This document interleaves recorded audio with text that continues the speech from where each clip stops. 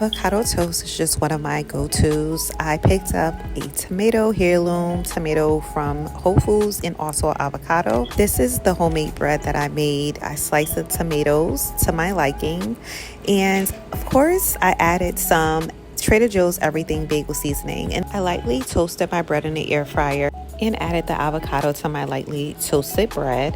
If you have any tips with finding the perfect avocados, please leave them in the comment section. I could have done a little bit better with my selection with the avocados that I purchased. And then of course I just mashed the avocados on top of the toast. I prefer my avocado toast a little bit on the chunkier side. Next, I added my heirloom tomatoes, and I actually decided that I should probably add on the everything bagel seasoning first, and I just loved how it looked. I topped this off with the heirloom tomatoes, added some pepper and Himalayan salt to my liking, and oh my gosh guys, this was so yummy. Homemade bread was toasted perfectly and the heirloom tomato was amazing.